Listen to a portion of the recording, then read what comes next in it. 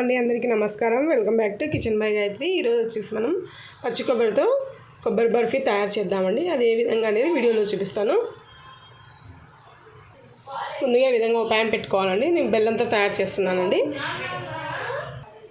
ఇందులో వచ్చేసి కొద్దిగా నెయ్యి వేస్తున్నానండి. మనం కొబ్బరి అనేది కొద్దిగా పచ్చివాసన పోయేదాకా వేయించుకున్నాం. అందుకే కొద్దిగా వచ్చేసి 2 స్పూన్లు నెయ్యి వేసాను. నెక్స్ట్ ఇందులోకి వచ్చేసి కొబ్బరి అండి 2 కప్పులు తీసుకుంటున్నాను. 2 కప్పుల పచ్చి కొబ్బరి తీసుకున్నానండి. దీన్ని వచ్చేసి ఇప్పుడు లైట్గా సిమ్లో పెట్టి వేయించుకున్నామండి. హైలో పెట్టద్దండి, మాడిపోతుంది. నెయ్యి వేసాం కదా, నెయ్యి కొబ్బరి మొత్తం కలిసేట్టు కలిపి కొద్దిగా లైట్గా పచ్చివాసన పోయేదాకా వేయించుకున్నామండి. జస్ట్ 2 మినిట్స్ అలా వేయిస్తే సరిపోతుందండి. మరి పూర్తి ఎక్కువ వేయించేద్దండి, ఆ పచ్చి కొబ్బరి ఫ్లేవర్ అనేది పోతుంది. 2 మినిట్స్ అలా సిమ్లో పెట్టే వేయించండి. ఇప్పుడు దీన్ని వచ్చేసి పక్కకు తీసేసుకుందాం. నెక్స్ట్ వచ్చేసి ఈ కప్పుతోనే అండి మనం 2 కప్పుల కొబ్బరి తీసుకున్నాం కదా, 1 కప్పు బెల్లం తీసుకున్నామండి. జస్ట్ ఇందులోకి వచ్చేసి కొద్దిగా అండి వాటర్ ఎక్కువ వేయద్దండి, ఒక 5 టేబుల్ స్పూన్స్ వేయండి అంతే. స్టవ్ వెలిగించేసి కొద్దిగా బెల్లం కరిగేదాకా ఉంచుదామండి. అలాగే కొద్దిగా అలా కలిపితే మీరు వాటర్ ఎక్కువ వేయద్దండి, మరి పూర్తి జోరే అయిపోతుంది. 2 కప్పుల కొబ్బరి అయితే 1 కప్పు వచ్చేసి బెల్లం తీసుకోవాలండి. మళ్ళీ 2 కప్పులు బెల్లం తీసుకోవద్దు, పూర్తి తీయ అయిపోతుంది. చూడండి చిన్నగా మెల్ట్ అయిపోతుంది కదా.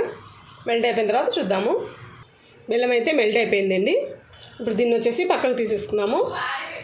నెక్స్ట్ అండి మనం వేయించిన కొబ్బరి ఉంది కదా, ఇందులోకి వచ్చేసి మనం బెల్లం పాకాన్ని, కరిగించిన బెల్లం పాకాన్ని వచ్చేసి ఇందులో వడపోసుకుందామండి. వడపోస్తే ఏమన్నా రాయి ఏదేమన్నా అంటే పక్కకు వచ్చేసింది. నేను స్టవ్ వెలిగించలేదండి, ఇప్పుడే వడపోసిన తర్వాత వెలిగించి కాసేపు ఉడకనిద్దాము.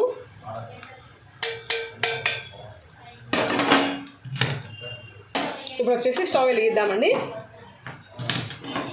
వెలిగించిన తర్వాత మొత్తం కలిపేద్దాము ఒకసారి.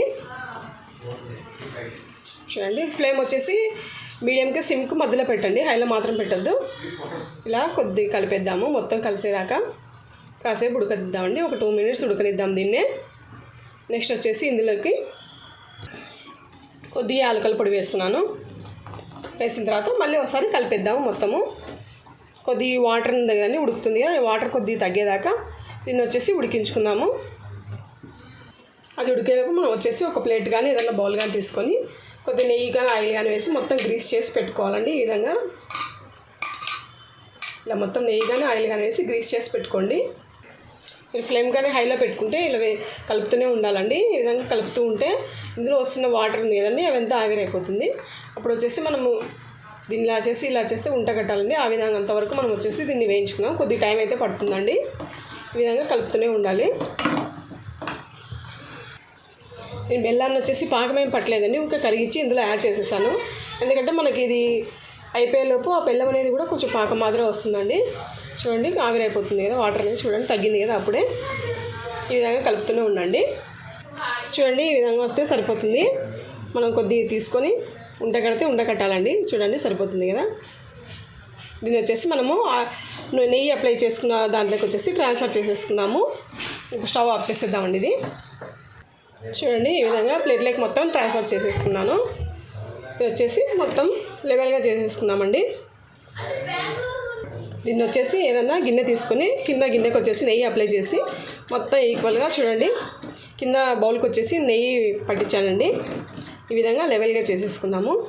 కొంచెం చల్లారిన తర్వాత మనం చిన్న చిన్న పీసెస్గా కట్ చేసుకోవచ్చు అండి. అంతే అండి, కొబ్బరి బర్ఫీ రెడీ అయిపోయింది. ఈ వీడియో మీకు నచ్చింది అనుకుంటున్నాను. నచ్చితే లైక్ చేయండి, షేర్ చేయండి, సబ్స్క్రైబ్ చేయండి. అలాగే కొత్త వాళ్ళు ఎవరైనా నా ఛానల్ చూస్తున్నట్లయితే సబ్స్క్రైబ్ చేసుకోవడం మాత్రం మర్చిపోద్దండి. ఇంకో మంచి రెసిపీతో మీ ముందుంటానండి. అందరికి సెలవు, నమస్తే.